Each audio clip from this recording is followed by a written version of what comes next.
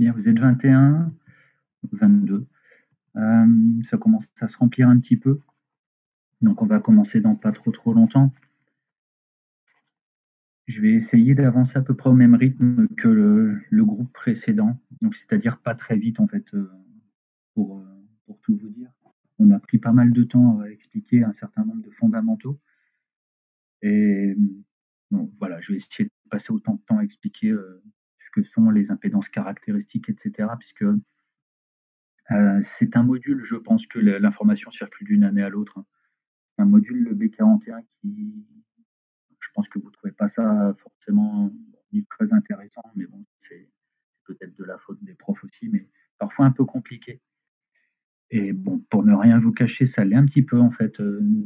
Peut-être pas la toute première partie qui est extrêmement mathématique, mais vous verrez quand on attaquera les équations de Maxwell, c'est-à-dire les deux derniers TD en fait finalement. Bah, c'est quelque chose qui est souvent un peu difficilement concevable, c'est assez abstrait, il y a du calcul vectoriel, alors que c'est quelque chose qui est extrêmement utilisé. Et c'est là-dessus, je vais essayer de passer un petit peu de temps pendant cette séance, c'est d'essayer de vous faire comprendre que ce que vous êtes en train de faire là, c'est pas complètement inutile, hein. Alors je sais que certains d'entre vous vont plutôt choisir des options qui vous amèneront vers des postes plus informatiques que hardware, mais à partir du moment où on fait un petit peu de télécommunication, on sera obligé de s'intéresser à ce qu'on fait là. En ce qui me concerne, je pense qu'on se verra 4 ou 5 fois, puisqu'il y a une espèce de roulement qui est effectué entre les différents intervenants. Moi, je suis Nicolas de France. J'interviens à l'IMT que dans cette matière-là. J'interviens par ailleurs donc à Centrale et à Polytech, sur des matières comme la théorie du signal électronique ou l'électromagnétisme aussi, un peu de mathématiques également. Le but du jeu sur Zoom, c'est le chat. Je suis pas un grand fan parce que je le consulte pas beaucoup.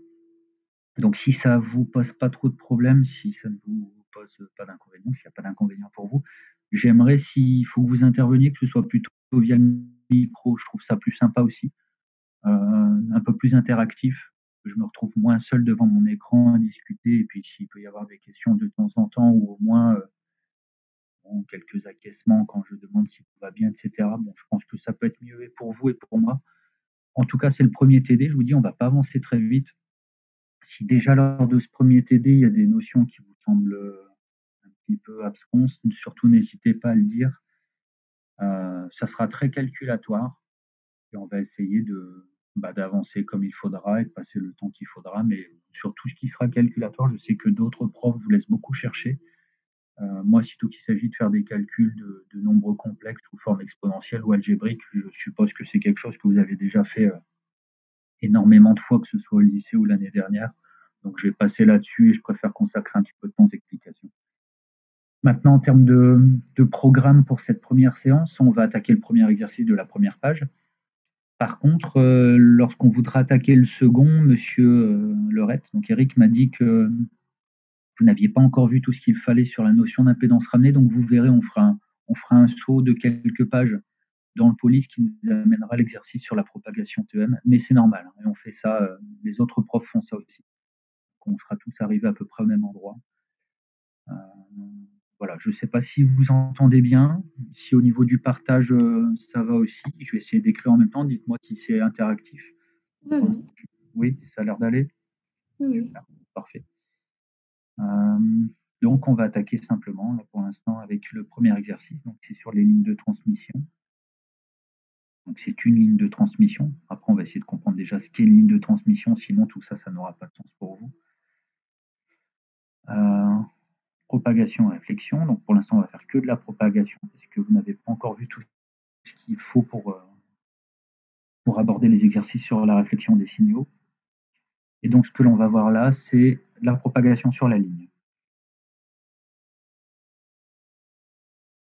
Donc la propagation sur une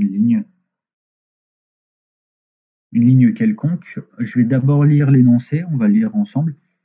On va essayer de comprendre ce qu'on vous demande, et puis on va essayer de faire le focus sur les 2 ou 3 notions qu'il va falloir peut-être définir un petit peu plus, ou sur lesquelles il va falloir qu'on passe un peu de temps. Donc on vous parle d'une ligne téléphonique d'abonnés, donc vous voyez que c'est quelque chose qui remonte un peu, hein, parce que maintenant c'est essentiellement de la voix sur IP, soit de la fibre, soit du wireless, donc les lignes téléphoniques. En plus, je pense que France Télécom tente à toutes les enlever. Dans quelques années, on n'aura plus de lignes cuivrées, mais bon, c'est simplement pour un exercice ici. Donc, on vous donne 4 paramètres d'une ligne téléphonique. Une résistance, une conductance, une inductance et une capacité. Donc, on fait attention, ce sont des paramètres qui sont normalisés, qui sont linéiques. Vous voyez que ce sont des ohms par mètre, des Siemens par mètre, Henry et farad par mètre pour L et C respectivement. Donc, on va essayer de comprendre déjà d'où ça sort ce truc-là. Et puis après, on fera quelques calculs. Donc, on va vous demander de faire d'abord des calculs, ça sera des maths pures, donc simplement de faire une conversion d'un nombre complexe de la forme algébrique vers la forme exponentielle. Donc R plus JL oméga sous la forme ρ exponentielle phi. Pareil pour une seconde quantité, donc qui sera plus homogène à une conductance. On va vous demander aussi de mettre sous une forme exponentielle. Et ça aura un but précis, ce sera d'essayer d'aborder la question numéro 2. Donc à la question numéro 2, il y a 2 autres quantités qui interviennent, une qui s'appelle ZC, sur laquelle on reviendra plus tard, et une qui s'appelle gamma. On se servira des résultats de la première question. Et ensuite, on parlera simplement de longueur d'onde et de vitesse de propagation dans un cas particulier qui est un cas sans perte, et un cas en considérant l'ensemble du schéma de votre ligne, c'est-à-dire le cas avec les pertes. Alors, on va essayer de comprendre dans un premier temps ce qu'on entend par paramètres primaires, puisqu'ici, vous avez des quantités, vous avez des résistances, des capacités, etc. Et on vous parle d'une ligne téléphonique d'abonnés. Alors, ce qu'il faut essayer de concevoir, c'est lorsque vous êtes en TP, par exemple, et que vous utilisez un câble coaxial. Donc, un câble coaxial, généralement, vous avez vu, il y a un connecteur un petit peu bizarre au début, puis il y a tout le câble, et de l'autre côté, vous avez la même chose. Donc, avec un connecteur. Au milieu, vous avez ce qu'on appelle le conducteur central, donc qui va d'un bout à l'autre du câble. Puis, vous avez entre les deux un diélectrique. Donc, diélectrique, ça veut dire un oxyde ou un isolant. C'est un diélectrique. Je pense que sur les câbles que vous avez à l'IMT, c'est du téflon. C'est un isolant. Et puis autour, vous avez ce qu'on appelle une tresse métallique, donc c'est la masse de votre signal ou la masse de votre câble. Et puis pareil, cette masse-là, elle fait tout le tour de votre câble. Donc elle est tout autour. Elle vient enrober, si vous préférez, le conducteur central. Elle se retrouve sur toute la longueur du câble, qui fait que votre conducteur central, en gros, est emprisonné par la tresse métallique, qui elle fait tout le tour. Donc c'est une espèce de sandwich avec au milieu un conducteur qui est de l'alu ou du cuivre, un isolant autour et encore tout autour une tresse métallique. Alors, ce qu'il faut essayer de comprendre quand on vous donne des paramètres de câble, des paramètres de ligne de propagation, c'est d'où ils sortent. Donc imaginons que j'injecte un signal sinusoïdal ici, et j'ai envie qu'il se retrouve de l'autre côté, ce signal. Moi, ce que je veux, c'est le récupérer de l'autre côté. Imaginons que ce signal contienne de l'information, je veux le récupérer de l'autre côté. Alors, ce signal va transiter dans quoi? Il va transiter dans une ligne. La ligne, elle est faite de cuivre essentiellement, ou d'aluminium, ce qui veut dire qu'elle présente une certaine résistance. Donc, la première chose à connaître, c'est ce paramètre R1 là que vous voyez. C'est simplement l'effet de résistance donc des lignes métalliques. Donc, R1, c'est ce qu'on appelle une résistance linéique, parce que c'est ramené sur une unité de longueur, donc des parties métalliques. Donc simplement la résistance que va rencontrer votre signal pour aller d'un point A à un point B. Et puis vous avez fait un petit peu de, je pense, de magnétostatique, vous avez vu ce qu'étaient les forces de Helmholtz, les forces de Laplace, etc. Et normalement, vous savez que lorsqu'un signal est sinusoïdal, est harmonique, et qu'il se déplace dans un fil ou qu'il est transféré dans un fil, eh bien il y a ce que l'on appelle un effet inductif. Donc ça, L1, c'est l'inductance perçue quand on est en régime harmonique ou en régime, je marquais régime harmonique, je crois que ça va nous arranger pour la suite. Mais à partir du moment où on n'est plus en continu, il y a des effets inductifs qui sont liés à la nature même du support de transmission. Donc ça, c'est le L1. Donc j'ai R1, j'ai L1, les deux quantités primaires dont on vous parle, et puis vous voyez qu'il y a une conductance et il y a une capacité. Ces deux paramètres-là, excusez-moi, sont assez faciles, je pense, à envisager ou sont assez faciles à comprendre. Leur nature est assez facile à comprendre. Vous voyez qu'au milieu, j'ai du métal. Je suis en train de repasser dessus, là, en gros, à gauche. Ce métal est lui-même entouré par un isolant, et il y a encore un petit peu du métal qui est un petit peu plus loin. Donc, vous voyez que si j'ai un signal électrique qui est au milieu, rien ne l'empêche de poursuivre sa course et de se retrouver ici au niveau du plan de masse. Et ça, sitôt que votre isolant n'est pas parfait, il peut y avoir un certain nombre de fuites. C'est-à-dire qu'en gros, ça va conduire à des pertes de propagation. Le signal qui est censé se propager du point A au point B, il va se retrouver un petit peu court-circuité de temps en temps parce que votre isolant n'est pas parfait par nature. Donc ça, c'est votre G1. Donc c'est la nature imparfaite de votre isolant qui génère cette conductance-là. Imparfaite de l'isolant.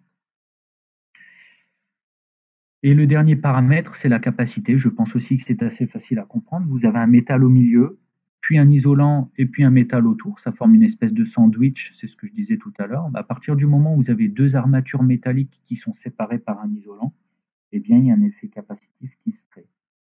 Et donc, cet effet capacitif-là, c'est 1. Donc, c'est la capacité, pardon, et pas les E, donc créée par les armatures métalliques. Donc, tout ça, c'est juste pour comprendre d'où viennent ces paramètres-là. C'est-à-dire que vous, généralement, vous ne prenez pas trop la tête quand vous dites je vais faire des télécoms. Vous voulez votre signal passe du point A au point B. Il faut juste comprendre que ce signal, pour passer du point A au point B, il traverse ce qu'on appelle un support de propagation, un support de transmission, que ce support n'est pas parfait. Donc, il va opposer un certain nombre de résistances, que ce soit des résistances séries ou des résistances parallèles. Et par nature, puisque vous voulez transmettre de l'information, votre signal n'est pas continu. Et du coup, il va y avoir une nature capacitive et une nature inductive qui vont intervenir. Et ces quatre paramètres-là suffisent généralement à déterminer complètement les critères de performance d'une ligne de transmission. Si vous voulez une bonne transmission avec peu de pertes, si vous voulez aller loin, si vous voulez aller vite, etc. en termes de débit, il faut connaître ces paramètres-là. Donc on vous les donne, hein, ces paramètres. On verra après d'ailleurs qu'ils ne sont pas tout à fait réalistes, je vous expliquerai pourquoi. Donc ce qu'on vous dit, c'est que la résistance donc des parties métalliques, c'est 7 milliohms par mètre. Donc c'est pas grand-chose, heureusement. Il y a un certain nombre de fuites aussi. Et vous allez voir que c'est vraiment pas énorme non plus. Donc en termes de perte, c'est plutôt pas mal, puisqu'ici il y a 10 puissance moins 9 nanosiemens par mètre également. Donc c'est-à-dire que c'est plutôt un bon support de transmission qui va opposer peu de pertes. Puis il y a une partie inductive et une partie capacitive. Là, en termes de valeur, c'est un petit peu difficile à critiquer puisque vous n'avez pas encore le recul nécessaire pour pouvoir dire est-ce que ça a l'air bon, est-ce que ça a l'air plutôt mauvais, est-ce que c'est réaliste ou pas. Et vous verrez plus tard qu'en fait, c'est pas réaliste du tout. Donc on se retrouve avec du millihenri par mètre et du femtofarad, il ne faut pas que je me trompe en les écrivant, par mètre également. Donc ça, ce sont les conditions de l'exercice. On a une structure de propagation qui se caractérise par 4 paramètres, 2 de perte et 2 qui sont liés à la nature harmonique du signal, donc R et G dans un cas, L et C dans l'autre. Et puis on va vous demander de faire un peu de maths dans un premier temps, même pas de comprendre ce que vous faites, mais faire juste des maths, dans la mesure où la première question, c'est on travaille à 1 kHz, on vous demande de faire un certain nombre de calculs, on vous demande de procéder à la chose suivante. Donc, on vous demande de calculer R1 plus JL1 oméga et de le transformer en sa forme exponentielle, donc ρ1 plus J-1. On va vous demander de faire exactement pareil pour un autre terme. Vous verrez pourquoi on vous demande de faire ces calculs en particulier. Ça nous aidera à répondre à la question 2, en fait, de faire ceci. Donc, il y a des rappels mathématiques à faire. Le groupe précédent m'a dit que vous aviez déjà revu tout ça l'année dernière, donc c'est la raison pour laquelle je ne vais pas passer énormément de temps non plus là-dessus. Donc tout ce qu'il faut ici, c'est en gros, vous avez compris, on a un nombre complexe qui est présent sous sa forme partie réelle plus j partie imaginaire. Il faut que je le transforme en module exponentiel j phase. Pareil pour le second, j'ai sa partie réelle et sa partie imaginaire. Je cherche à calculer son module et je cherche à calculer sa phase. Donc, ce que l'on peut noter directement, c'est la chose suivante. Le module, normalement vous avez fait le calcul, l'année dernière encore, d'après vos collègues, ce sera la racine carrée de la partie réelle au carré, plus la partie imaginaire au carré. Donc ça c'est pour ρ1. De même que la phase de votre complexe, sous son formalisme exponentiel, ce sera l'arc tangente de la partie imaginaire sur la partie réelle. Alors, on connaît l'ensemble de ces quantités. Je vais les mettre en rouge. R1, qui est ici, on vous le donne, c'est 7 10-3 ohms par mètre. L1, c'est 3,1 10 puissance moins 6 Henri par mètre.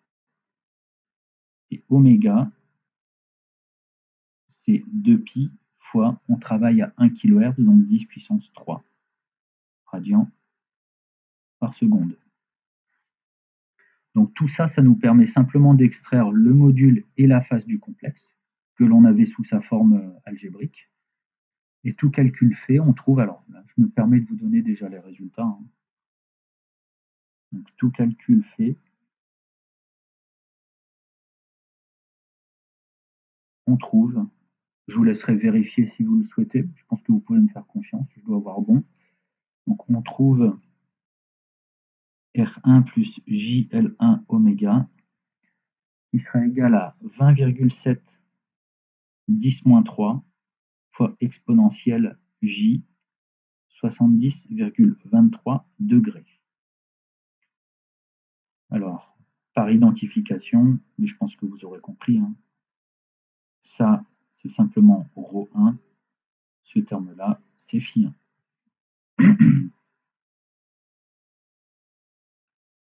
Donc, j'ai mesuré une quantité. Ce qui serait bien, c'est de savoir à quoi elle est homogène. Est-ce que c'est sa dimension? Est-ce que c'est son unité? Est-ce que quelqu'un a une idée de l'unité que je vais devoir rechercher pour ça? Quelle est l'unité de ce complexe-là?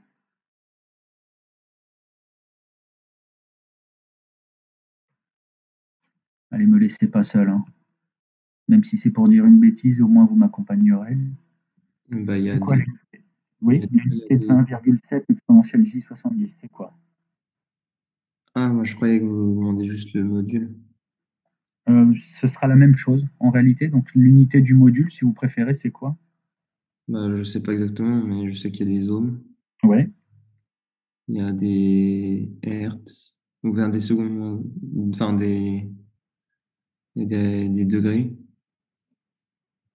Alors pourquoi vous parlez de degrés dans le module? Bah, là, vous avez utilisé des degrés. Enfin, c'est pas des radians, quoi. Pas dans le module. Là, vous me parlez du module. Le Ok. module, c'est ρ1. Alors regardez, enfin, je vais essayer de me mettre en plus haut. On va essayer de regarder l'unité de ce truc-là. L'unité de ce truc-là, c'est l'unité de lui, là. Donc je suis en train de faire une somme. On est en physique, on est en maths, mais en physique a fortiori. Je suis en train de rajouter deux grandeurs. Ces deux grandeurs ont nécessairement la même unité. D'accord? Sinon, je n'aurais pas le droit de les rajouter. C'est comme si vous me disiez, je fais 6 volts plus 3 ampères. Ce genre de choses, on n'a pas le droit de le faire. Donc, quand on a une somme en physique, ça veut dire qu'on est en train d'ajouter des quantités qui ont la même unité. R1, vous savez que c'est homogène à des ohms. Donc, R1 carré, c'est homogène à des ohms carrés, nécessairement.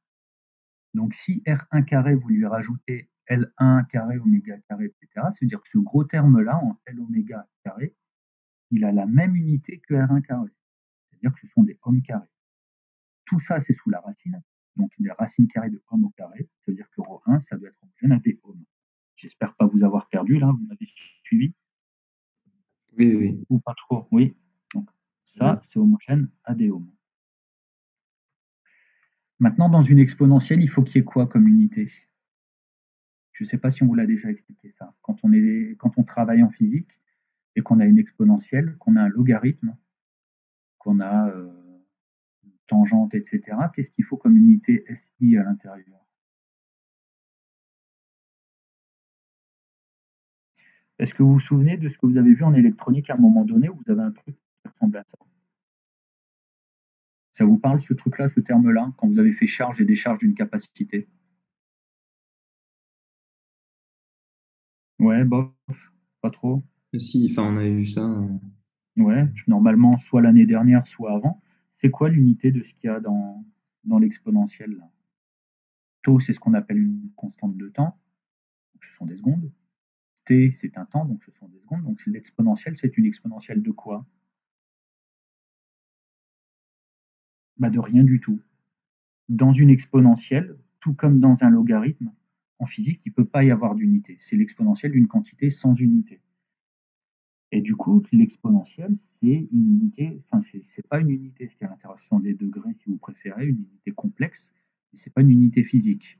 D'accord? Des degrés ou des radians, c'est pas une vraie unité physique. Ça ne se ramène pas à une quantité qui est directement mesurable comme des volts ou des ampères. Donc l'exponentielle, ça ne ramène pas de dimension. Donc finalement, mon impédance ici, c'est homogène à des ohms. Je ne sais pas si vous avez suivi ce que j'ai raconté ou pas. Si vous n'avez pas suivi, pour caricaturer, dites-vous que quand vous promenez une exponentielle, en physique, en télécom, en thermo, en ce que vous voulez, si vous promenez une exponentielle ou un logarithme, l'exponentielle ou le logarithme ne ramène pas d'unité en fait, c'est quelque chose qui est sans unité. Donc ici, finalement, R1 plus JL oméga, l'unité de tout ça, c'est l'unité du module. Et le module, c'est juste des ohms. Donc c'était un aparté sur les unités. Si vous avez à peu près compris ça, c'était que des maths d'ailleurs, hein. On réalise le même type d'opération.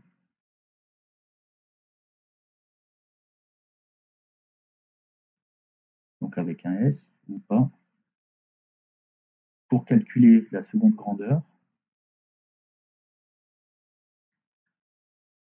Et la grandeur, c'est G1 plus JC1 oméga. Et je veux mettre ça sous la forme ρ2 exponentielle J phi 2.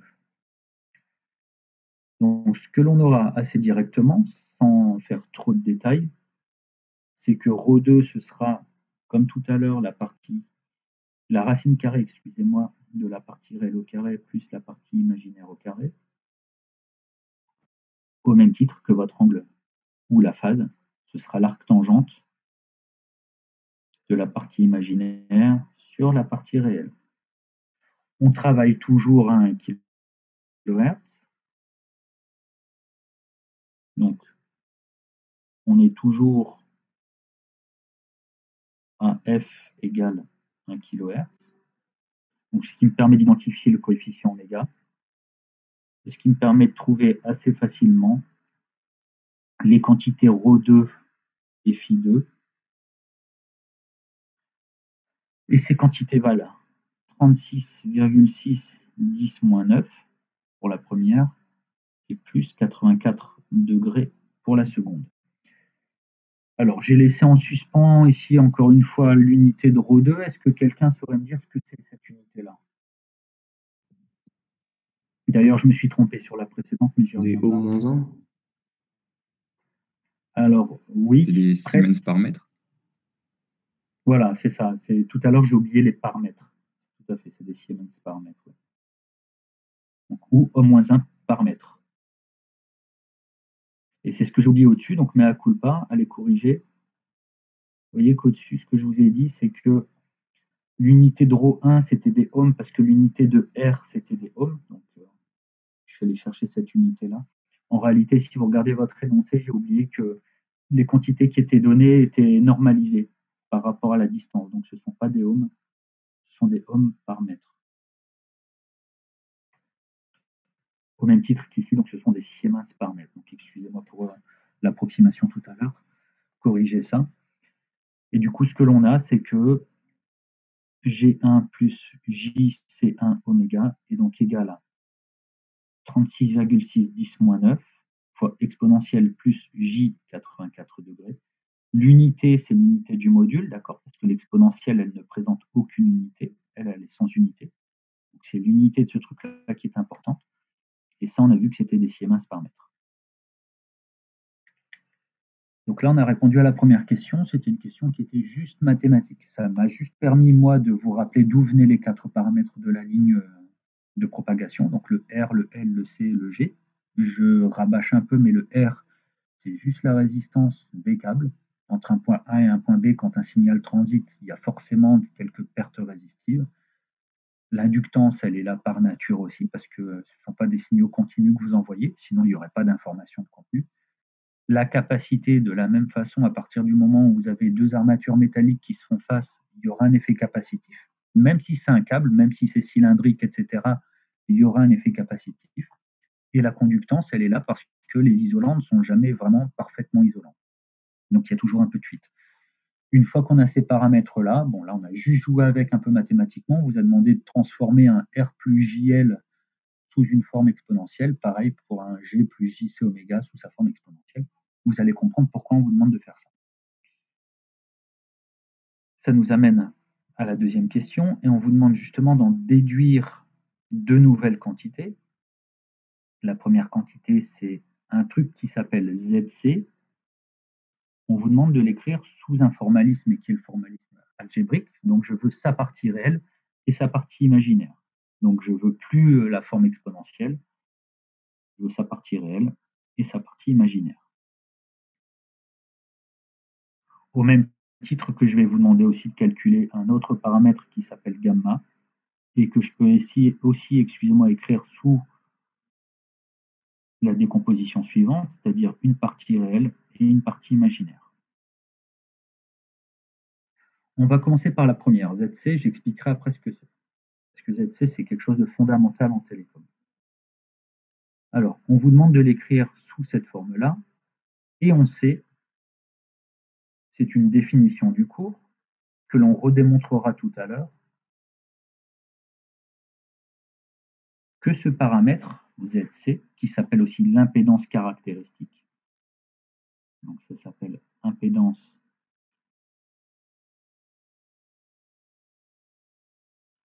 caractéristique, donc c'est une quantité qui est a priori complexe. De temps en temps, je vais oublier les petites barres en dessous pour dire que c'est un complexe. Il ne faut pas m'en tenir rigueur, c'est juste que lorsqu'il y a des fractions, etc., et qu'il y a des barres partout, dites-vous d'emblée, toutes les quantités sont potentiellement complexes, ce qui fait que si j'oublie de mettre une petite barre, ce ne sera pas très grave. Donc cette quantité, elle vaut la chose suivante. C'est une définition de votre cours. Elle vaut, lorsqu'on connaît les paramètres d'une ligne, c'est R plus JL oméga divisé par G plus JC oméga. Donc ça, c'est une définition pour l'instant. On peut le redémontrer, on essaiera de le redémontrer un petit peu après, mais pour l'instant, dites-vous que par définition, si je connais R, L, C et G d'une ligne, c'est-à-dire ses paramètres, la façon dont elle se comporte quand on veut y faire transiter une information, eh bien, je peux déterminer ce qu'on appelle son impédance caractéristique. Je vous aiderai ensuite à comprendre ce que c'est l'impédance caractéristique. Et c'est là où on se dit qu'on a peut-être eu la bonne idée de faire la décomposition sous formalisme exponentiel tout à l'heure, parce que du coup, je peux réécrire les choses suivantes. Je peux dire que mon R1 plus JL1 oméga divisé par G1 plus JC1 oméga, et bien, si je devais me promener là avec les formalismes algébriques, je serais obligé de multiplier en haut et en bas par le complexe conjugué. Et puis, j'aurais peut-être 10 pages de calcul, enfin 10 lignes de calcul, excusez-moi, peut-être pas 10 pages, mais 10 lignes. Par contre, comme on a eu la bonne idée de les écrire sous leur formalisme exponentiel, que je sais que le numérateur c'est ρ1 exponentielle j-1, que le dénominateur c'est ρ2 exponentielle j-2, et ben, du coup, je me promène avec quelque chose qui est quand même nettement plus simple à calculer, puisque je récupère un module qui est égal à ceci, racine carrée de ρ1 sur ρ2, de même qu'une phase qui va valoir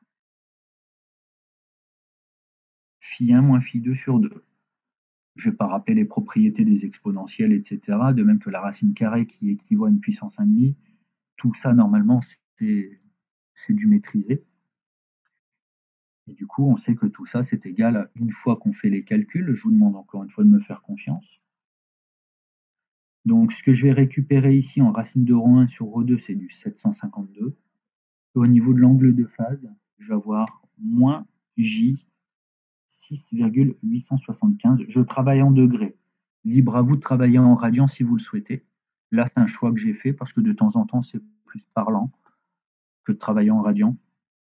Mais c'est vraiment une question de choix. Il n'y a pas de règle, il n'y a pas de norme, sauf si on vous l'impose dans l'énoncé. Là, c'est vous qui faites votre choix dès le début et vous l'assumez, vous y restez jusqu'au bout. Là, je travaille en degrés. Alors, on va essayer de trouver ce que c'est l'unité. C'est une impédance caractéristique. On se dit que ça doit être des ohms. Hein. Bon, on va regarder si on a raison. Alors, ZC. L'unité de ZC, qu'est-ce que c'est? Ça sera la racine carrée de R1. R1, qu'est-ce que c'est? Ce sont des ohms par mètre. Plus une autre quantité. Je vous ai dit tout à l'heure, si j'ai une somme entre deux quantités, c'est que ces deux quantités ont la même unité. Donc J, L, oméga, même si ça ne vous paraît pas évident, ce sera homogène à des ohms par mètre, nécessairement. Sinon, je n'aurais pas le droit de les additionner, ces deux quantités. Divisé par des siemens par mètre, plus une autre quantité qui est nécessairement homogène à des siemens par mètre, vous voyez que tous les paramètres vont se simplifier et que je vais récupérer quelque chose qui sera homogène à racine carrée de ohm carré, c'est-à-dire des ohms.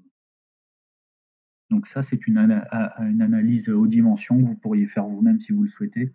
Ce n'est pas du tout spécifié dans l'exercice, hein, mais je préfère le faire pour vous montrer que lorsqu'on est dans un cours de physique ou de quelque chose qui s'en rapproche, et qu'on essaie de déterminer ou de calculer des paramètres ou des quantités, c'est quand même toujours bien de vérifier à quoi cette quantité est homogène.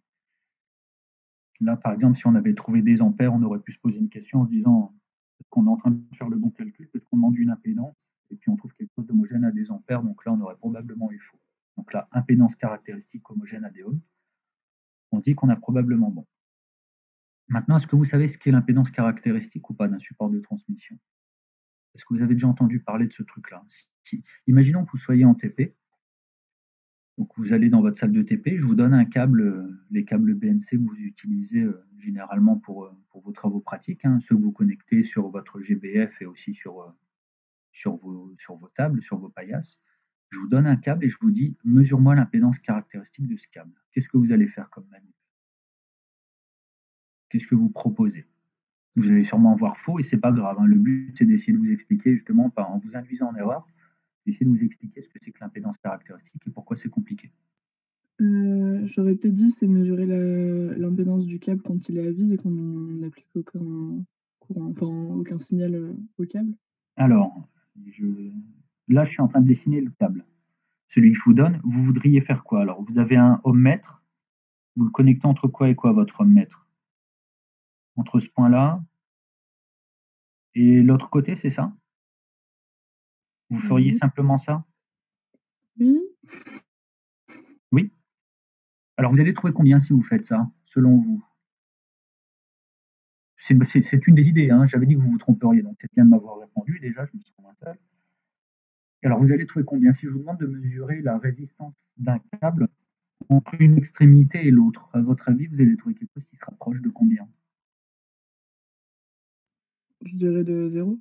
Oui, ça va être 0. Et là, ça ne sera pas l'impédance caractéristique que vous êtes en train de mesurer, vous êtes en train de mesurer son impédance. Vous êtes en train de mesurer en gros l'impédance ou la résistance qui est opposée par la ligne centrale.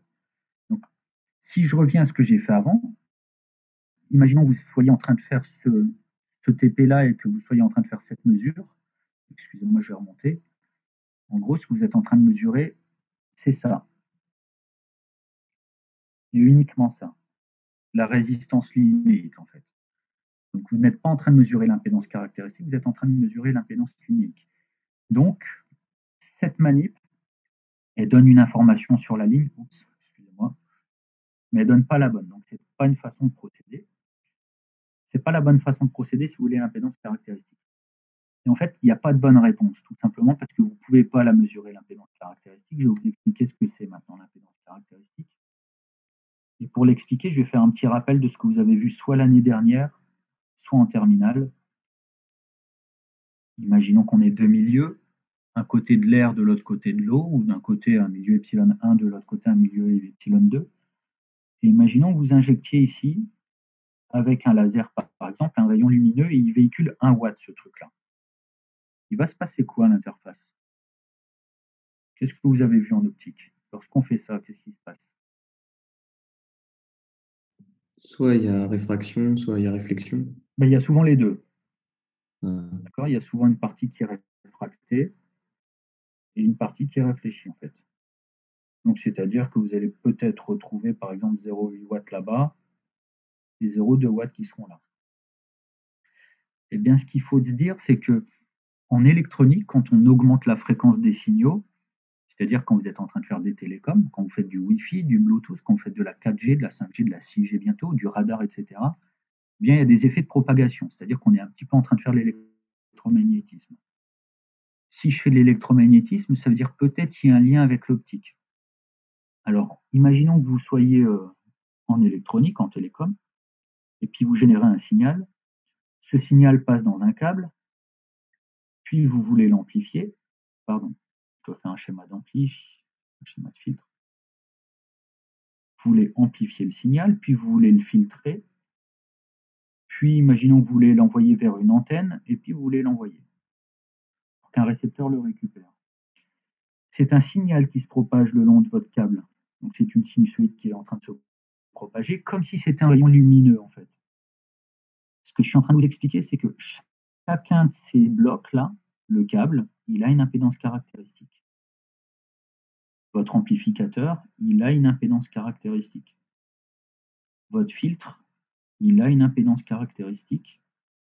Et votre antenne ici, elle a une impédance caractéristique. Vous, ce que vous voulez, c'est que votre signal, il se propage dans votre câble, puis il traverse, il va dans votre ampli, il continue sa course, il va dans le filtre, il va dans l'antenne, et il se retrouve ici par voie hertzienne. Si vous faites l'analogie avec ce que vous avez compris normalement de l'optique, si je veux que mon signal trace sa route du début à la fin, sans perte de puissance, c'est-à-dire que moi je veux que tout passe ici, je veux que toute l'énergie passe là, que l'ensemble de l'énergie passe ici, et que toute l'énergie passe là. Au même titre que je voudrais que toute l'énergie de mon rayon lumineux passe du milieu 1 au milieu 2. Qu'est-ce qu'il faut faire sur les impédances caractéristiques? Ou qu'est-ce qu'il faudrait faire sur les...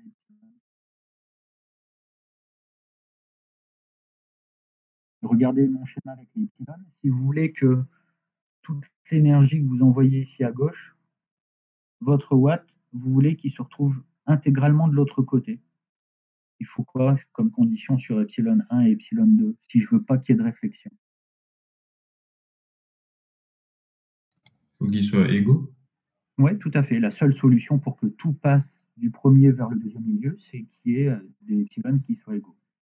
Et ben, en électronique, ce sera rigoureusement pareil. À partir du moment où vous allez avoir un effet de propagation, oubliez la notion de epsilon. Epsilon, c'est vraiment pour de l'optique. En électronique, on va parler d'impédance caractéristique. Et l'impédance caractéristique, ce n'est pas une quantité directement mesurable. C'est une quantité qu'on peut extraire mathématiquement en connaissant la géométrie, par exemple, des câbles, en connaissant la valeur des éléments dans un ampli ou dans un filtre. On peut extraire une quantité qu'on appelle l'impédance caractéristique.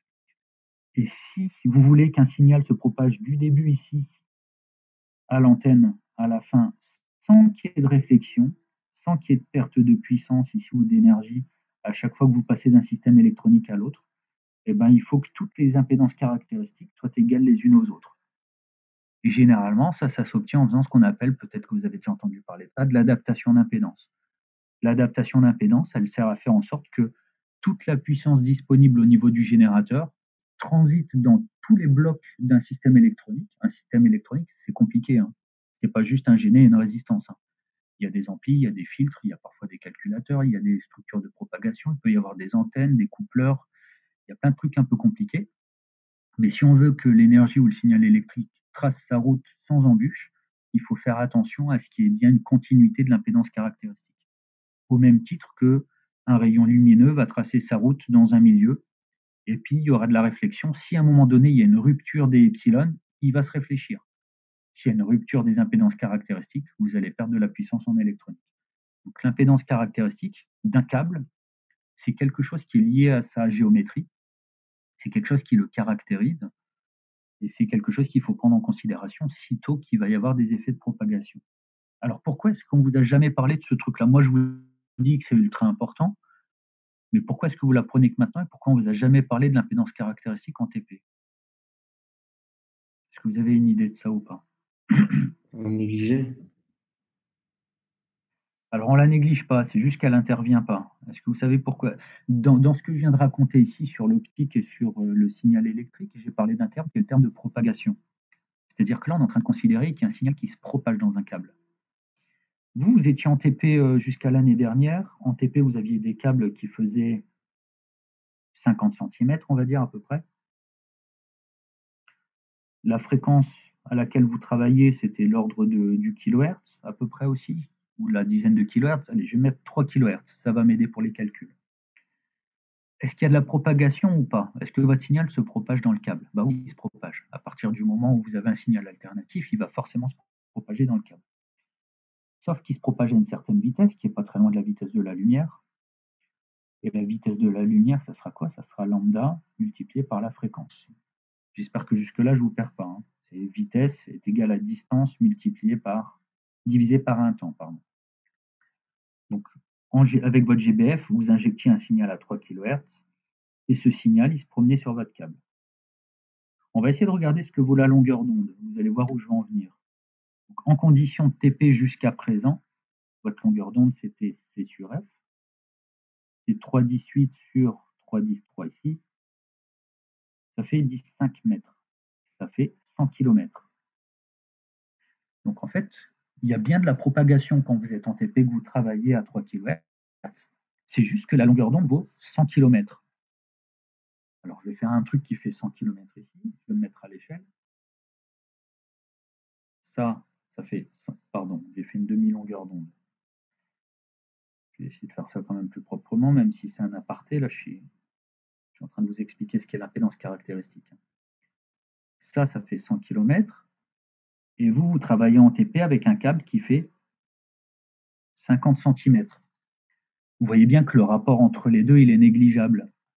Donc, si je regarde ce qui se passe sur votre sinusoïde, sur une toute petite partie de la sinusoïde, que je sois là ou que je sois là, n'importe où, bah, vous voyez qu'à chaque fois, on pourra considérer que si ça, c'est la tension, par exemple, en fonction de la distance, bah, on pourra considérer à chaque fois que la tension est constante d'un point à l'autre de votre fil. Et c'est ce que vous faisiez à chaque fois, vous disiez, mon fil, c'est une isopotentielle. Si j'ai un volt au bout, j'ai un volt à l'autre bout, parce que je n'ai pas de chute de potentiel dans mon fil. Un fil, la tension borne d'un fil, c'est 0 volt. Je pense que c'est ce que vous avez vu jusqu'à présent. Vous avez un fil et à chaque fois, vous disiez, la tension borne d'un fil, c'est forcément 0 volt. Ben, en fait, non. La tension borne d'un fil, c'est pas forcément 0 volt. Ça dépend de la fréquence à laquelle vous travaillez. Imaginons maintenant que vous travaillez allez, on va faire du Wi-Fi, du presque Wi-Fi. On va travailler à 3 GHz. Imaginons que vous soyez en TP maintenant, vous prenez le même câble, mais vous injectez un signal à 3 GHz. Ça veut dire que la longueur d'onde, cette fois-ci, c'est sur F. Ça sera 3,18 sur 3,19. Ça fait 10 cm. Donc, votre câble de 50 cm, eh ben, il y a 5 longueurs d'onde dedans, en fait. Donc, si vous regardez le potentiel ici, le potentiel là, ou là, ou là, vous voyez qu'il est fondamentalement différent. Et s'il est fondamentalement différent, ça veut dire quoi? Ça veut dire que la tension borne de votre fil, elle ne sera pas forcément nulle. Pourquoi? Parce qu'il y a une quantité qui se propage dedans.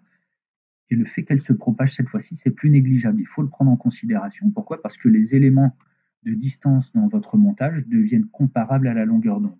Et ce qui fait la grosse différence entre ce que vous avez vu en électronique jusqu'à présent et puis ce que vous allez voir dans ce module-là, c'est quoi? C'est juste la fréquence. En fait, quand on travaille à faible fréquence, les longueurs d'onde sont très très grandes et les câbles étant relativement petits, on se moque complètement du fait que ça se propage.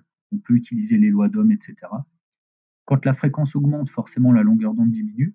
Et si la longueur d'onde diminue et devient, en gros, en termes d'ordre de grandeur, comparable à la taille de vos câbles, alors on est obligé de faire un peu d'électromagnétisme, on est obligé de changer de cadre mathématique. Donc les lois de Kirchhoff, loi des mailles, loi des nœuds, etc., ça devient plus si évident, on est obligé de faire un peu d'électromagnétisme. Et c'est ça qui justifie en fait toute la présence de votre module B41 là. C'est que quand on fait des télécoms, on a tendance à aller chercher les fréquences les plus hautes pour gagner un peu en débit ou etc. Et si on va chercher des fréquences les plus hautes, on n'a plus le droit d'écrire les lois d'Ohm, on n'a plus le droit d'écrire U égale RI, on n'a plus le droit de dire que la tension de borne d'un fil est nulle, parce qu'il y a des quantités qui se propagent dedans. Et parce que cette notion de propagation, maintenant, il faut la modéliser, il faut essayer de trouver le cadre mathématique qui va avec. Est-ce que vous avez compris ce que j'ai raconté ou je vous ai complètement perdu? Non, c'est bon. C'est bon? Oui. Donc voilà en gros pourquoi vous allez faire du B41. C'est parce que le cadre mathématique classique, il est plus suffisant. On a des notions de propagation qui interviennent. Il faut aller écrire ce qu'on appelle les équations des télégraphistes. Il faut aller faire de l'électromagnétisme. Et puis, ça devient un petit peu plus compliqué, mais ça devient nécessaire. Donc, si vous avez compris ça, je reviens un petit peu à l'exercice. Donc, on a compris, je l'espère, ce qu'était l'impédance caractéristique, le truc que je vous ai demandé de calculer, qu'on avait calculé juste au-dessus, là. Donc, c'est des ohms. C'est une impédance caractéristique, c'est-à-dire, en gros, c'est ce qui est propre à ce câble-là. Et quand je vous ai dit tout à l'heure, on verra que c'est paraliste, c'est simplement que les impédances caractéristiques des câbles sont normalisées. Ça vaut toujours soit 50 ohms, soit 75 ohms, et ça vaut jamais 750 ohms. Donc c'est juste pour ça que je vous disais que les valeurs qu'on vous donne ici dans l'énoncé ne sont pas réalistes. C'est que ça m'amène à une impédance caractéristique de 750 ohms qui est tout sauf normalisée. Vous ne trouverez jamais des câbles comme ça. Et si un jour vous trouvez un câble qui présente une impédance de 752 ohms, une impédance caractéristique, ne l'achetez pas parce que vous ne pourrez rien en faire. On en arrive sur le deuxième paramètre. Excusez-moi, j'ai perdu un petit peu de temps à expliquer tout ça, mais je pense que c'était nécessaire. Donc, retour au TD. Et on cherche à calculer maintenant une autre quantité. Cette calculée s'appelle gamma. Elle présente une partie réelle et une partie imaginaire. Ça s'appelle la constante de propagation.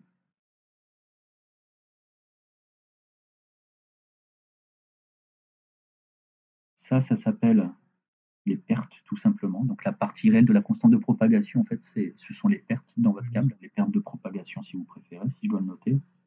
Monsieur? Oui. Du coup, pour ZC, il ne faut pas l'écrire sous la forme R plus JX? Si, je pense que j'ai oublié de faire ça. Je vous remercie. Oui.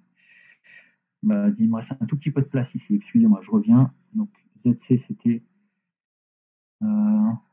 752 exponentielle de moins J 6,875 degrés. Merci pour le rappel, parce que j'étais parti dans mes trucs et j'ai oublié ce que je devais faire. Donc c'est 752 fois cosinus de moins 6,875 plus J sinus de moins 6,875. Faites attention quand vous faites ce genre de calcul sur votre calculatrice à bien respecter radian ou degré. Et tout ça, quand on l'extrait, ça fait 746,6 moins J90. Ohms, ce sont des ohms. Donc avec une partie réelle qui vaut 746, je vous disais, les parties réelles c'est 50 ou 100, une partie imaginaire. Si vous avez une partie imaginaire dans un câble ou dans une structure de propagation, ça veut dire qu'il y a beaucoup de pertes. Donc vous voyez que là, c'est assez particulier parce que vous avez une partie imaginaire assez conséquente, de même qu'une partie réelle assez conséquente. Donc en gros, votre câble là, c'est pas un vrai câble. Je ne sais pas où ils sont allés chercher les paramètres de la ligne, mais c'est pas une ligne qui existe dans la vraie vie, ce truc-là. Donc j'ai le ZC, excusez-moi, donc qui vaut 746,6 moins J. Monsieur. Oui. Il faudra toujours précis, il ne faudra pas oublier l'unité pour les impédances. Alors très honnêtement, c'est pas moi qui vais corriger vos partiels. Moi, quand j'en corrige, que ce soit en théorie du signal ou en électromagnétisme, effectivement, je porte attention à ce genre de choses. Je vous explique pourquoi. C'est juste que lorsqu'on fait l'effort de faire une analyse aux dimensions, à partir du moment où on ne voit pas la bonne dimension, celle à laquelle on s'attendait, on sait qu'on a une erreur, en fait, tout simplement. Et moi, je fais attention à ça. Maintenant, je ne sais pas si Eric Leretz, lorsqu'il corrigera vos DS, porterait une attention à ce genre de choses. Personnellement, je vous dirais de faire attention, de toujours mettre ohm ou ohm par mètre ou radian par mètre, ou de toujours au moins réfléchir un petit peu à l'unité. Si vous voyez que l'analyse aux dimensions vous prend 10 minutes ou un quart d'heure et que ça vous freine, là, à ce moment-là, vous oubliez et vous regardez à la fin de votre DS s'il vous reste du temps. Mais pour moi, c'est quelque chose d'important. Quand on fait un peu de calcul, c'est toujours important d'essayer de regarder si on a la bonne unité. Ok, merci. Et d'ailleurs, on va en discuter de l'unité après aussi. Donc, on cherche à calculer maintenant un autre paramètre. On vient de parler de la ZC, ZC étant l'impédance caractéristique. Maintenant, on va essayer d'aller déterminer la constante de propagation.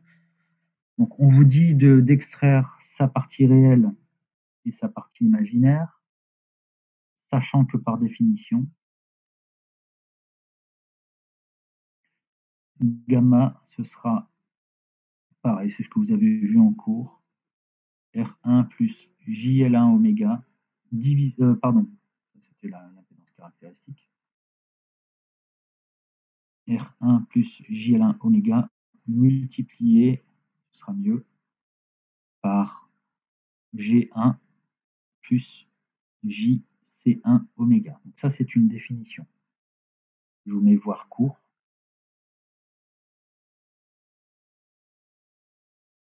Donc voilà ce qu'il faut essayer d'extraire.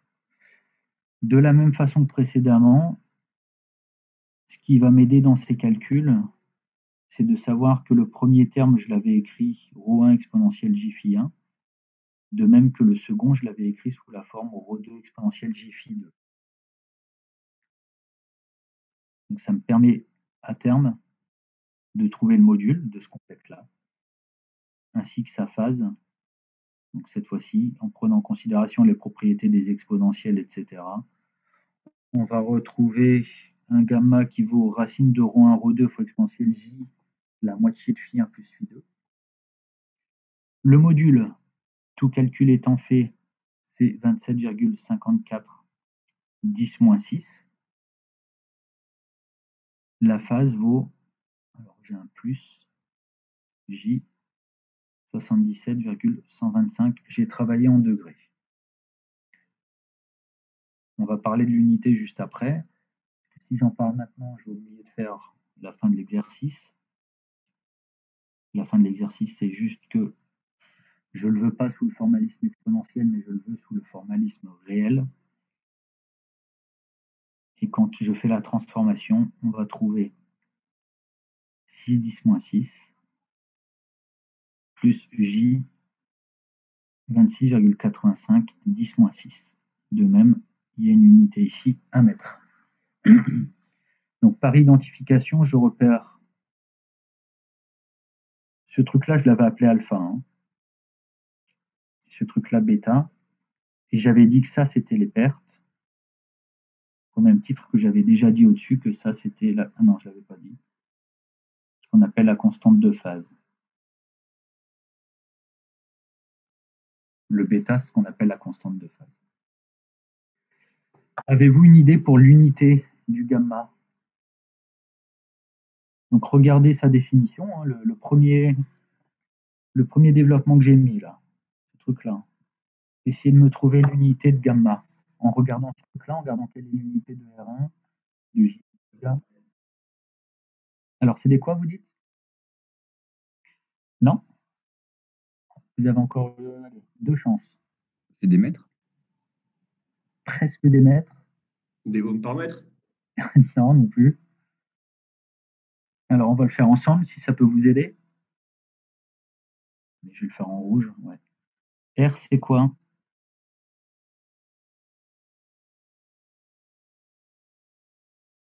Non, regardez l'énoncé. Par mètre. Et ohms par mètre. Du coup, JL oméga, c'est quoi? Ohms par mètre. Des ohms par mètre, sinon j'aurais pas le droit de les additionner. G1, c'est quoi? Des Siemens par mètre. Exactement, au même titre que JC oméga, sinon j'aurais pas le droit de les additionner. Alors regardez un petit peu tout ça. Faites-le.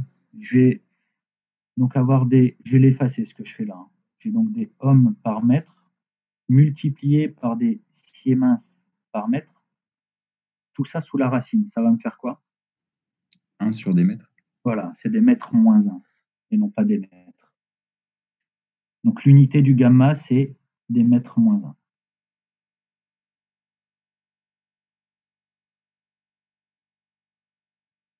Donc mètre moins 1 ici et mètre moins 1 ici.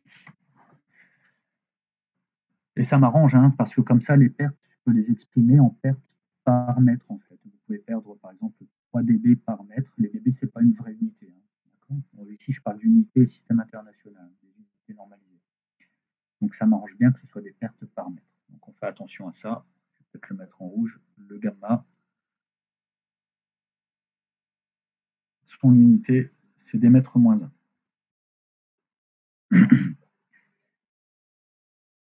Donc là, on vient de faire le 2. Je pense avoir rien oublié cette fois. On va attaquer l'exercice, la question 3, pardon. On va vous demander de calculer la longueur d'onde, qu'on appelle généralement lambda, hein, et la vitesse de propagation du signal.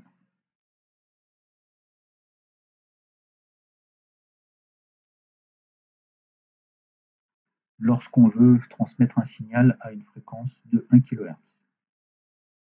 Est-ce que l'un d'entre vous a une idée pour essayer d'extraire lambda? Ça sera quoi l'unité de lambda? Des mètres. Ce sera des mètres. Où est-ce qu'on a presque des mètres? Dans quel paramètre on a presque des mètres? Ouais, donc il y a peut-être un truc à faire avec le gamma qu'on vient de trouver. Alors le truc à faire, en fait, c'est aussi une définition que vous avez peut-être vue dans votre cours. Et la définition est la suivante, c'est que quand je regarde ce que vaut bêta, ce qu'on appelle la constante de phase, en fait, bêta, c'est tout simplement 2π sur lambda. Peut-être que vous l'avez vu, ce truc-là. Donc ça, c'est la constante de phase. Et puisque le bêta, je l'ai, d'accord, juste au-dessus, si vous regardez, bêta, c'est la partie imaginaire du gamma. Hein. Donc je sais que 26,85 10 moins 6, c'est 2π sur lambda. Et du coup, ça conduit à quoi? Ça conduit au fait que votre lambda, vous pouvez l'extraire maintenant super facilement. Une équation à une inconnue. Et on va trouver 234 km. Donc vous voyez, c'est à peu près le même ordre de grandeur que l'exemple que je vous donnais tout à l'heure. Alors pourquoi c'est important ici? Alors pourquoi est-ce qu'on fait tous ces calculs-là d'impédance caractéristique, etc., sachant que la longueur d'onde vaut 234 km? Parce que là, on n'est pas en TP, on n'est pas en train de travailler avec des câbles de 1 mètre. On est en train de faire de la téléphonie. Donc si vous voulez appeler quelqu'un qui est dans le sud de la France, votre signal il va devoir faire 1000 km de trajet. Votre longueur d'onde vaut 234 km, donc vous voyez que votre signal il va se propager le long du câble et on est obligé de faire de l'électromagnétisme. Donc j'en reviens à ce que j'expliquais tout à l'heure. Quand est-ce qu'on utilise tel ou tel formalisme? Regardez la taille du circuit, regardez la taille de la longueur d'onde. Si le circuit est beaucoup plus petit que la longueur d'onde, alors faites vos lois d'Ohm, faites de l'électronique. Si le circuit et la longueur d'onde sont du même ordre de grandeur, alors il va y avoir des sinusoïdes qui vont se promener, il faut faire de la théorie de la propagation. Donc là, la longueur d'onde sur cette ligne téléphonique vaut 234 km. Et le signal se propage à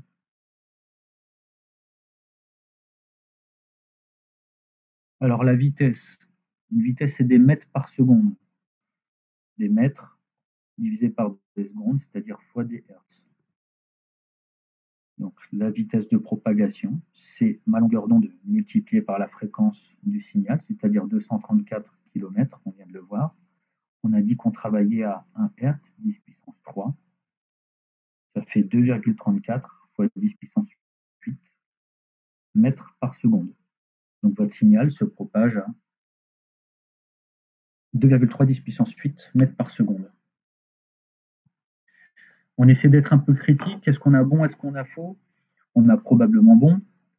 Pourquoi j'aurais eu faux si j'avais trouvé 4 10 puissance 8 mètres par seconde? Pourquoi est-ce qu'on aurait pu se dire mon résultat il est bidon, il vaut rien, je dois avoir faux quelque part?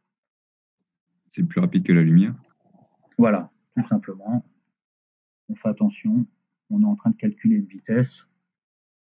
La limite fondamentale pour la vitesse d'une information, la vitesse d'un objet physique, ce sera c, donc on est bien inférieur à 3,18, on est bon. On est probablement bon, potentiellement bon. Donc voilà, le signal se propage presque à la vitesse de la lumière, les signaux électriques dans dans les câbles téléphoniques se propage très vite. Donc on peut passer au 4. On suppose que la ligne est à présent sans perte.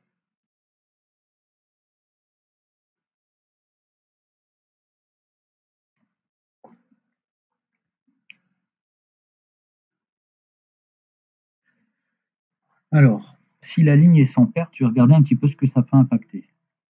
On vient de calculer un truc qui s'appelait la constante de propagation, pour lequel on a dit que c'était R plus JL oméga fois G plus JC oméga. Souvenez-vous un petit peu du tout premier schéma que j'avais fait, où j'essayais d'expliquer ce que c'était R, ce que c'était C, d'où ça venait, etc. sur un câble. Imaginons maintenant que le câble soit sans perte. Quels sont les éléments que je peux enlever de ce modèle-là? La résistance et la conductance. Ouais, tout à fait. Si j'ai pas de perte, ça veut dire que j'ai pas de fuite. Mon signal ne se perd pas au travers du diélectrique. Et en plus, on fait comme si le conducteur central était parfait. Donc ça veut dire quoi quand un câble est sans perte? Ça veut dire que ma constante de propagation, elle vaut J carré L1 C1 oméga carré, tout ça sous la racine. C'est-à-dire qu'elle vaut J oméga racine de L1 C1. Et par définition, c'est toujours un truc comme ça. Gamma, ce sera toujours alpha plus J bêta. Alors, pourquoi est-ce qu'on est content d'avoir bon ici? Parce qu'on dit que la ligne est sans perte. On voit que gamma est un imaginaire pur. C'est-à-dire que bêta et ce truc-là, c'est la même chose. C'est-à-dire qu'on retrouve bien que alpha est égal à 0. Donc, en remplaçant R1 par 0, G1 par 0, en émettant l'hypothèse que la ligne est sans perte, en annulant ces deux paramètres, on retrouve bien que gamma est un imaginaire pur, c'est-à-dire que alpha est égal à 0. Donc, c'est le serpent qui se mord la queue, mais au moins, il n'y a pas de contradiction dans ce qu'on a écrit. Et maintenant, on trouve que bêta est égal à oméga fois racine de LC. Donc, on peut le calculer, ce bêta. Donc, on peut calculer bêta dans ces nouvelles conditions.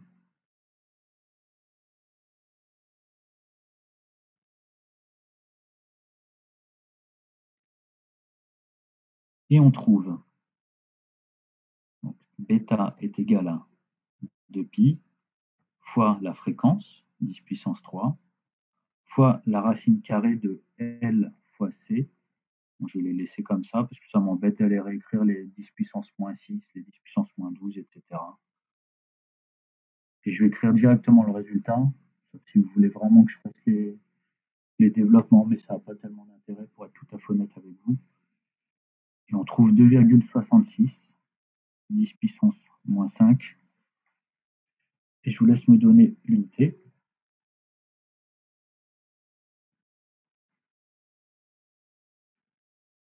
Ce qui veut dire que la vitesse de propagation, c'est toujours lambda. Une vitesse, c'est une distance divisée par un temps, soit encore une distance multipliée par une fréquence. On a vu tout à l'heure que lambda, c'était 2pi sur bêta. Donc là, j'ai juste fait l'identification entre les deux.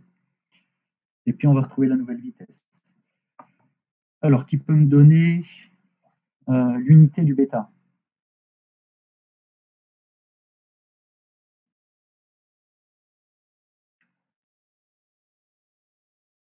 Est-ce que quelqu'un a une idée? Donc, bêta, c'est la partie imaginaire du gamma. Hein. D'accord? Le gamma, on a dit que c'était quoi? C'est des mètres moins 1. C'est des mètres moins 1, mais il y a un petit truc qui manque là. Votre 2pi, vous dites que c'est quoi? Donc, il y a bien des mètres. Des degrés. Alors, c'est radian ici. Hein. 2pi fois 10,3 racine de LC, ça me fait des radians par mètre. D'accord?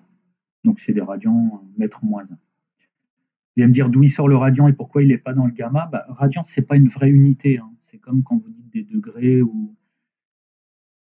si vous regardez les unités, il y a tout un tableau sur les unités normalisées, les unités SI.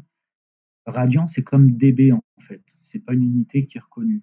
Donc, c'est pas quelque chose qui va vous amener une grandeur physique comme pourrait l'être une distance, une tension, etc. Un angle, c'est pas une unité physique. Donc, vous avez le droit de mettre des radians par mètre comme ça. Et les radians viennent simplement du fait que ce soit un 2π. Si vous aviez choisi bêta est égal à 360 fois, etc., vous auriez des degrés par mètre. Juste être cohérent. Et en dessous, du coup, lorsque je fais V est égal à lambda fois f, c'est-à-dire lambda égale à 2π sur bêta fois f, on trouve 2,362 mètres par seconde. À comparer au 2,34, maintenant j'ai 2,36, la conclusion à apporter, c'est que en l'absence de perte,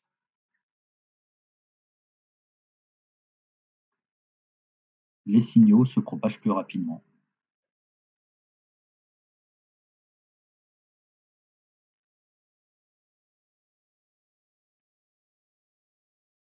Il y a ce qu'on appelle l'absence d'un effet de dispersion. Vous verrez peut-être les effets dispersifs plus tard en cours. Je pense pas, je pense que les programmes ont changé depuis quelques années, vous voyez plus trop la dispersion. Mais ici, la conclusion à apporter à cette question, c'est qu'on constate par l'application numérique que lorsqu'une ligne est sans perte, eh bien, ça conduit à une propagation plus rapide des signaux. À retenir sur cet exercice, déjà faire un petit refresh memory sur tout ce qui est calcul des complexes, la forme algébrique, la forme exponentielle, comment passer de l'un à l'autre. Volontairement, je ne suis pas revenu là-dessus, parce que ce n'est pas mon boulot, ce sont des mathématiques. Ce qui est vraiment important ici, c'est cette notion d'impédance caractéristique. J'aimerais vraiment que vous reteniez le fait que ce ne soit pas quelque chose de si simple à appréhender, ce n'est pas quelque chose qu'on peut aller mesurer avec un mètre. L'impédance caractéristique, c'est une notion qui intervient quand on considère qu'il y a de la propagation. Quand est-ce qu'il y a de la propagation? Il y a de la propagation quand les éléments du circuit sont à peu près de la même taille que la longueur d'onde. En gros, quand vous tracez une sinusoïde et qu'il y a une sinusoïde qui est dans votre câble, ça veut dire qu'il y a de la propagation. Si la sinusoïde fait 150 km et que votre câble fait 50 cm, ça veut dire que votre sinusoïde, vous n'arrivez pas à la faire tenir dans votre câble, il n'y a pas de propagation. Et c'est pour ça qu'on change de cadre mathématique dans un cas ou dans l'autre. Dans le cas où il n'y a pas de propagation, c'est super facile. U égale RI, il n'y a pas de différence de potentiel au bord d'un fil, les tensions sont nulles, ça nous arrange, on fait de l'électronique classique. Sitôt que la fréquence augmente et puis qu'il y a des effets de propagation, on est obligé de faire les équations des télégraphistes et un peu d'électromagnétisme. Monsieur, pour la valeur de la vitesse, il n'y a pas un 10 puissance quelque chose? Si, complètement, oui. Parce que 2 mètres par seconde, pour le coup, ce ne serait pas terrible. Ouais. Merci.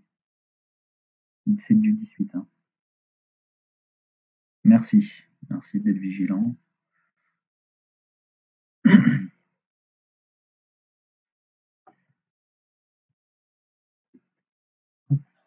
Alors, en accord avec les autres profs, et comme vous n'avez pas vu ce qui se passait sur la réflexion complètement, on doit maintenant passer directement à l'exercice 2.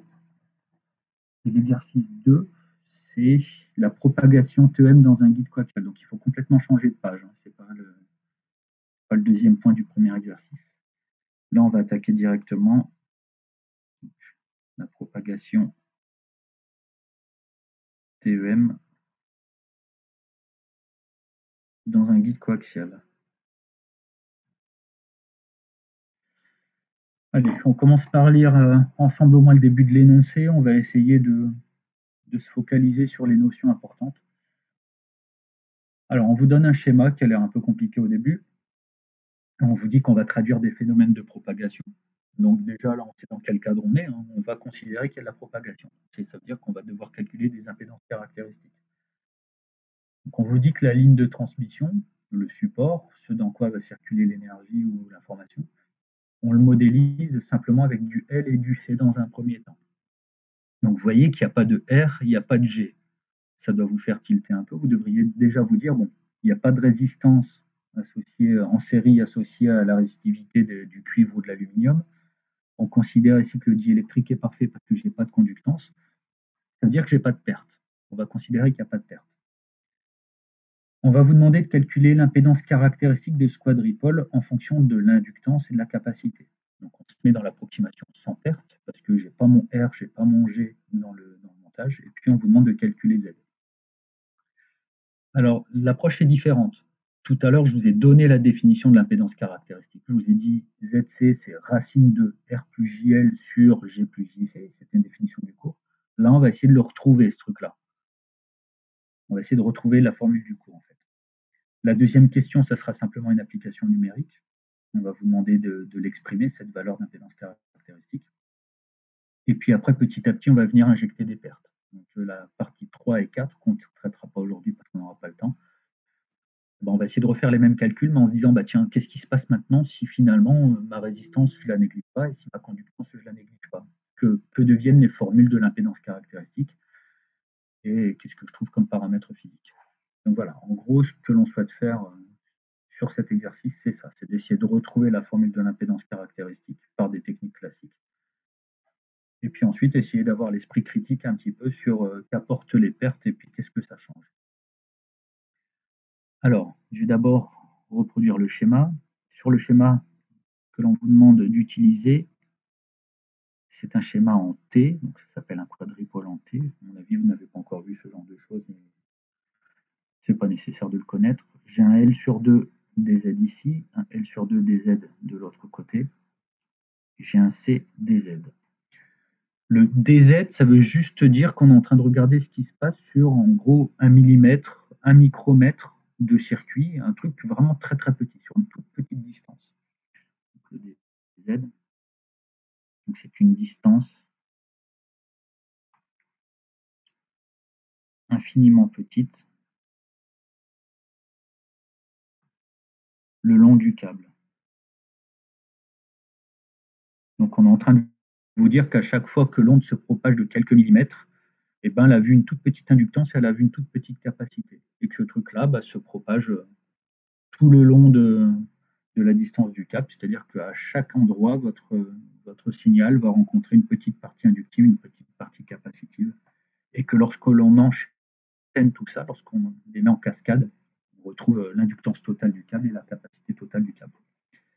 Alors, on vous demande de calculer l'impédance caractéristique du quadripôle en guise de première question. Donc, calculer ZC. Alors, je vous mets tout de suite via la méthode suivante.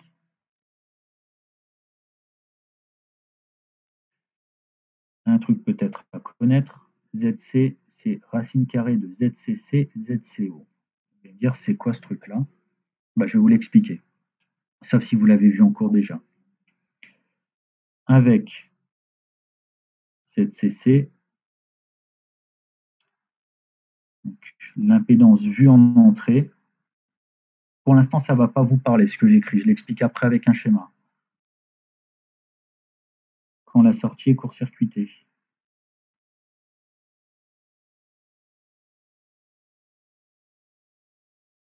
Et ZCO,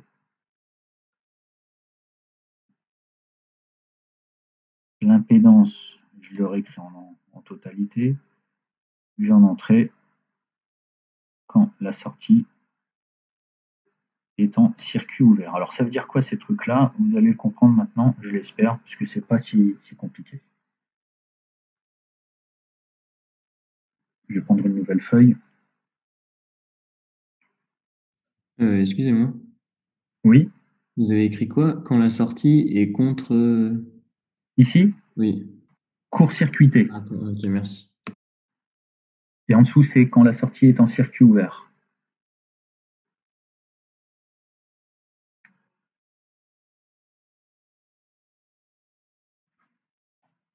Je vous laisse un tout petit peu de temps pour écrire ça, et puis après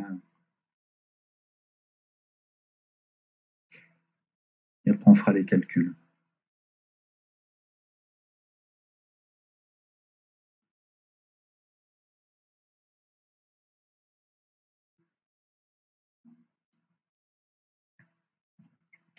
Alors, qu'est-ce que ça veut dire ZCC, ZCO? Je vais aller recopier mon quadripôle au-dessus.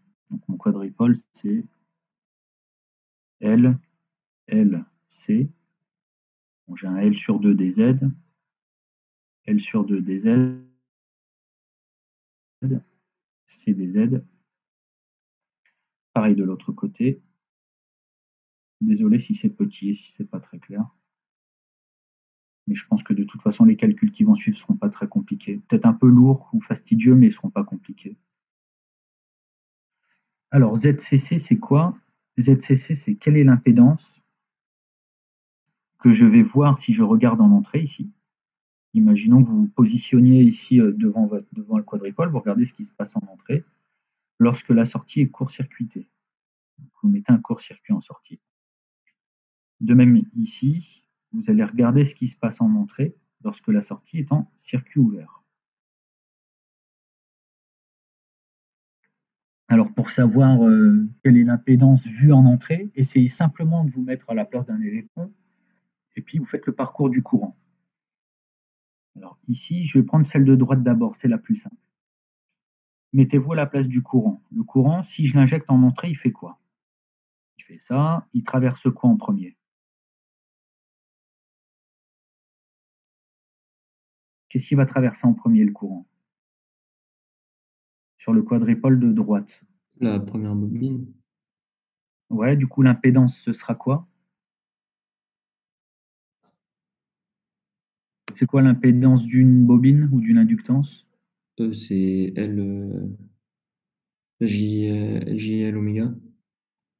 C'est ça, donc c'est J fois L. Ici, L ne vaut pas vraiment L, il vaut L sur 2 dz fois oméga.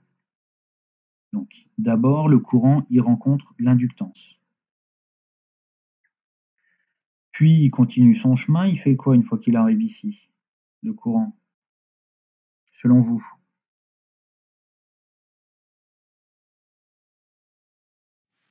Dans la capacité. Il arrive au nœud, là. Hein. Ouais, il part intégralement dans la capa, il ne va pas partir sur la droite puisque j'ai un circuit ouvert en sortie. Donc, le courant ne peut pas partir dans la deuxième. Donc, finalement, quand vous vous mettez à la place du courant, il y a une inductance en série avec une capacité. Donc, l'impédance d'une capacité, c'est 1 sur J oméga. Ici, la capacité, il faut C dz. Donc, C dz oméga.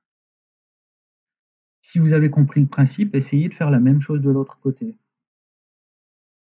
Ça sera juste un peu plus fastidieux, mais regardez, on va se mettre à la place du courant. Le courant, il voit quoi? Il voit d'abord l'inductance, qui s'appelle L sur 2 dz, donc J fois L sur 2 dz oméga. Et il arrive là, et quand il arrive là, il voit quoi le courant? Il voit la deuxième bobine, non? Pas que. Il voit les... Dites-moi. Ouais, j'écoute. Il voit le court-circuit. Oui. Alors, le courant, une fois qu'il est ici au nœud, qu'est-ce qu'il va faire selon vous? Il va se diviser en deux.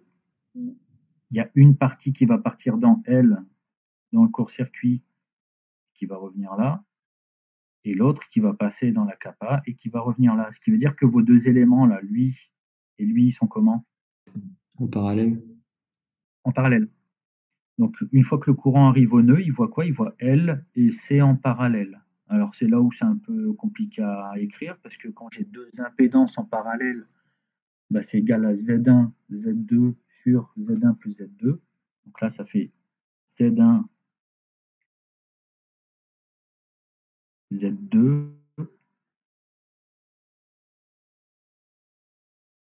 divisé par Z1 plus Z2. Oui.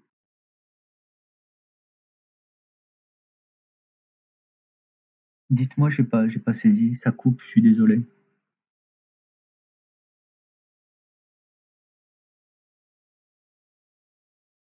Les admittances, vous voulez dire? Les admittances, c'est ça? Oui, si, vous pourriez faire ça. Mais vous pourriez tout à fait dire que c'est Y1 plus Y2 et ensuite faire 1 sur Y1 plus Y2. Le problème, c'est que vous pourriez faire ça, mais je ne sais pas si vous vous souvenez de l'objectif. Regardez, l'objectif, après, c'est de faire le produit de ces deux termes. Et du coup, ce que vous proposez qui est juste, ça ne va pas forcément simplifier le résultat final. D'accord? Ça va simplifier juste l'écriture du ZCC, mais pas forcément le produit des deux. Mais vous avez raison, vous auriez pu faire ça. Hein. Vous auriez trouvé la même chose, peut-être au prix de peut-être un petit peu plus de complexité calculatoire. qu'on continue. Et du coup, ZC c'est quoi? L'impédance caractéristique, d'accord? N'oublie pas, l'impédance caractéristique, c'est l'espèce de epsilon de votre câble, c'est ce qui va le caractériser quand il y aura de la propagation dedans. Ben, ce sera la racine du produit des deux. Bon, je vais réécrire ça, j'aurais pas dû faire une grande racine carrée, mais c'est pas grave. Et je vais travailler avec ZC carré d'ailleurs, comme ça je n'aurai pas à la promener cette racine carrée parce qu'elle va m'embêter. On fait le produit de ces deux quantités-là, donc c'est là où c'est un petit peu lourd mathématiquement parlant, mais bon, encore, je dois faire le produit de ça avec ça. Alors, on va regarder ce que ça donne, faut vraiment pas se planter. Je vais faire du développement, j'ai du moins L carré sur 4 dz carré oméga carré, c'est le premier terme, lui multiplié par lui, plus, je vais multiplier lui par celui-là en dessous, je vais avoir du L sur 2C, si je ne dis pas de bêtises. Et il va me rester ensuite un L sur 2C. En faisant le produit de ce gros truc-là par ce truc-là, vous voyez que le dénominateur se simplifie directement. Et en fait, c'est la raison pour laquelle j'avais laissé ça sous la forme compliquée tout au début et sans passer par les admittances. C'est que quand on fait le produit des deux, vous voyez qu'à la fin, je récupère du L sur C moins L carré sur 4 dz carré oméga carré. Soit ZC, qui est égal à la racine carrée de tout ça, dz carré oméga carré.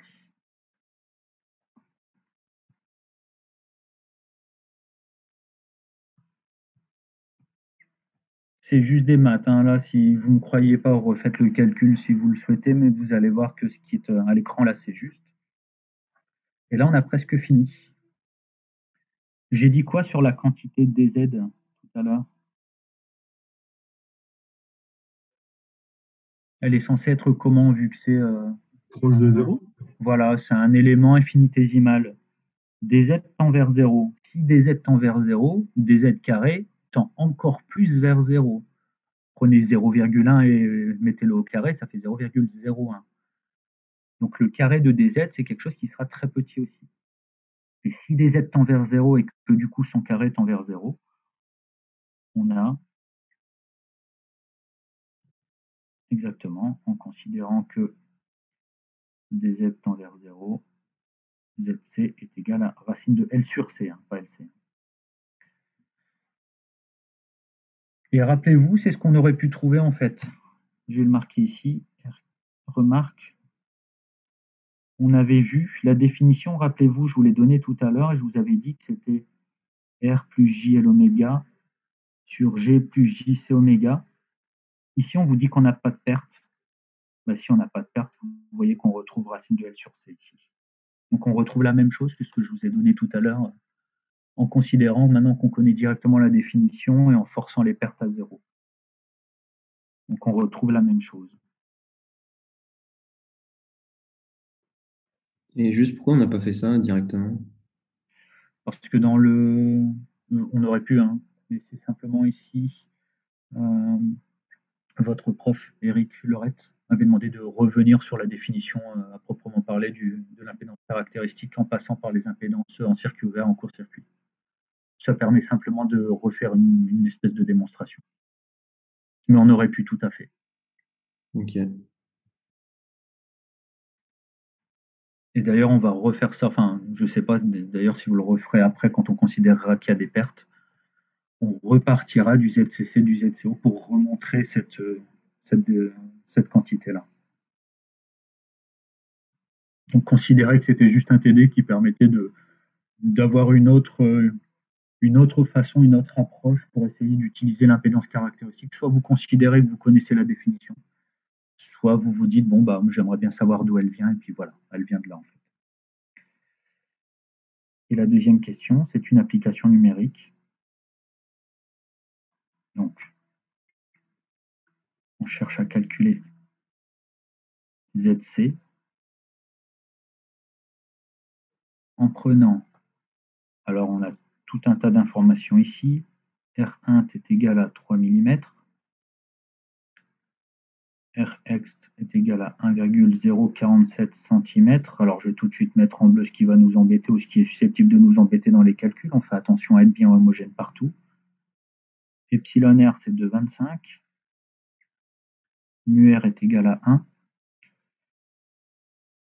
Et epsilon 0, c'est 8,85 10-12 farad par mètre, au même titre que mu 0, c'est 4 pi 10-7 Henri par mètre.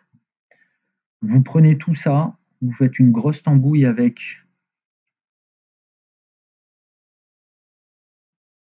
la formule de L qu'on vous donne, qui vaut mu 0 mu R sur 2 pi fois ln de Rx sur R1.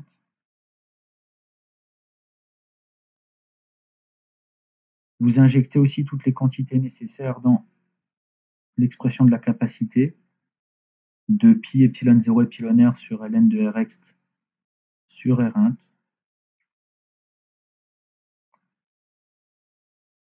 Et on trouve Zc est égal à, je vous le mets tout de suite, 50 ohms.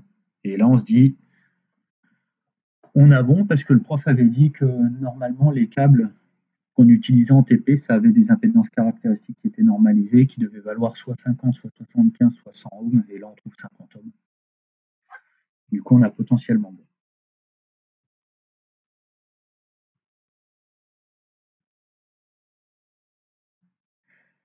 Donc, ce qu'il faut comprendre ici maintenant, c'est qu'on vient de faire un exercice dans lequel on a recalculé la valeur d'une impédance caractéristique en faisant comme si on ne connaissait pas la définition.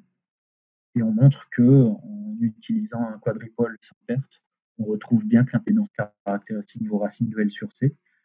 Moyennant un peu de calcul, on voit que cette impédance caractéristique est réelle, parce qu'on est sans perte, donc c'est normal que l'impédance caractéristique soit réelle. Elle vaut 50 ohms, donc c'est potentiellement bon.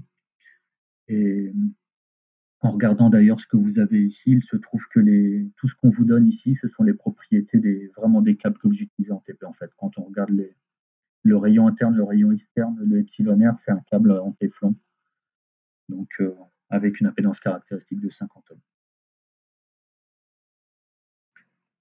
Est-ce que vous avez des questions? Est-ce que c'était à peu près clair ou bof? Non, c'est clair. Ça va? Ouais, Ça va se compliquer un peu après quand on fera... Pardon? Non, très clair, monsieur. Bon, tant mieux. Ça va se compliquer après quand on verra la réflexion et tout, mais bon, on va essayer de trouver des stratégies aussi pour que vous compreniez. Je pense que de l'autre côté, il avance un peu plus vite, voire beaucoup plus vite que moi. C'est ce qu'on a dit à l'issue du premier TD. Bon, tant pis, c'est pas grave. Hein. De toute façon, vous l'aurez lui la fois prochaine et moi j'aurai ceux qui auront avancé vite. Donc on va équilibrer. De toute façon, il y a un roulement entre tous les profs. Donc certains vont avancer vite, d'autres moins. Il est possible, moi, qu'à un moment donné, je doive accélérer un peu. Là, j'ai pris beaucoup de temps pour le premier, mais ce sera peut-être pas toujours tranquille comme ça. OK? Oui.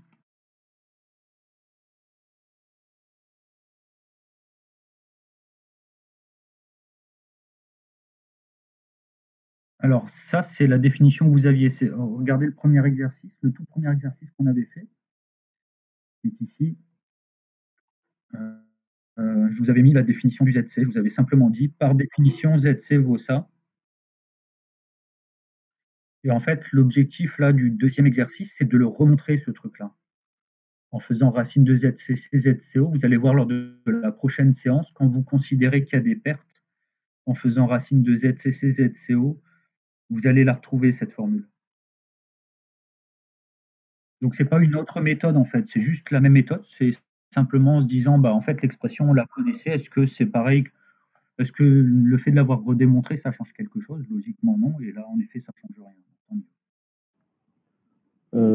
S'il vous plaît, c'est juste comment on trouve phi 0 et mu 0? Comment on les trouve? Enfin, est-ce qu'ils sont donnés ou bien on doit les trouver? Ah non, ça ce sont des constantes fondamentales. Ah ok. C'est une erreur de ne pas les avoir données dans l'énoncé. Ok, d'accord. Après, on ne vous demande pas de les connaître par cœur, je pense. Merci. De rien. Bon, bah, j'ai terminé. Bon appétit à tous. On se revoit dans 15 jours, je crois, pour le TD 5 ou 3.